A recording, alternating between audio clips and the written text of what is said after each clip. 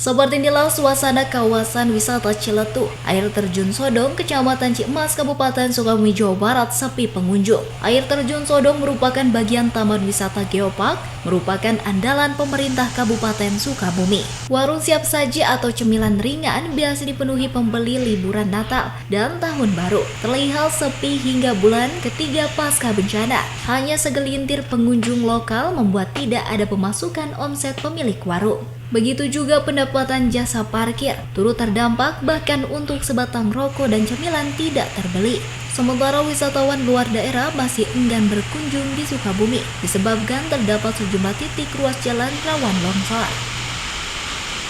Saat ini gitu kan, wisatawan banyak yang di-cancel. Kita kesini teh kemarin yang ditunggu-tunggu itu libur Natal sama Tahun Baru, ternyata Tuhan berkehendak lagi tanggal 4 Desember terjadi banjir yang begitu dahsyat.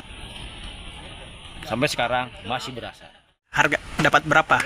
Nggak dapat duit sama sekali. Orangnya nggak ada yang kesini sama sekali. Ibu juga jualan pulang duhur nggak dapat 1.000 pun. Gitu. Dikarenakan nggak ada orang. Sekitar lokasi terdapat sejumlah titik pergerakan tanah diduga masih labil berada di bantaran hulu sungai air terjun Sodong, membuat pihak pengelola memasang garis polisi. Dari Kecamatan Cikmas, Kabupaten Sukabumi, Iqbal Bakar, Tim Liputan MGS TV melaporkan.